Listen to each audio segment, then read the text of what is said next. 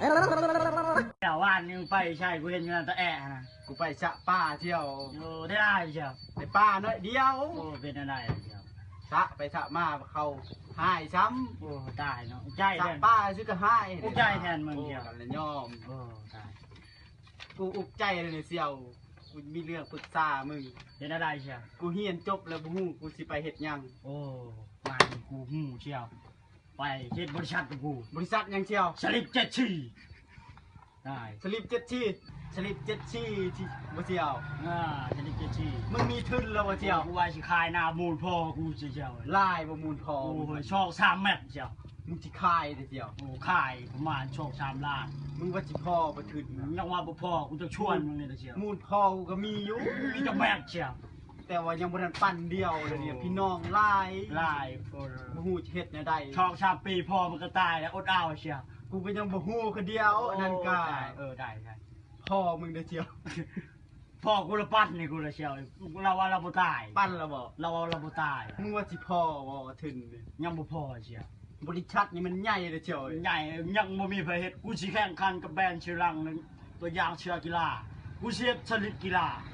กูว่าสิรวยกูว่าร วยแท้ ถ้าบริษัทนี่เกิดรวยแน่ เขามีเชื่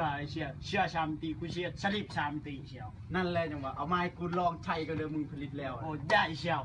จับมือใช่แล้วผู้ชายมันเป็นอะไร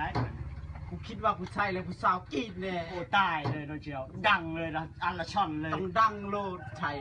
กูว่ายำห้อนเลยมีเชียวเลยกูสิผลิตเลยสลิประบายอากาศ แบบนี้ก็มีบ่เที่ยว มีเลยเชียว กูบ่เคยยินนะ กูสิเฮ็ดเป็นคน กูสิเฮ็ดได้แนวใด โอ้มึงมีทุนให้กูบ่ เที่ยว มีนะมึงต้องมีให้กูดิเชียว มีกูแน่ใดกูสิรับคายหน้าพ่อกูมาให้มึง โอเคพอมึง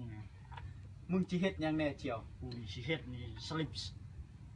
74สลิปชามตีสลิป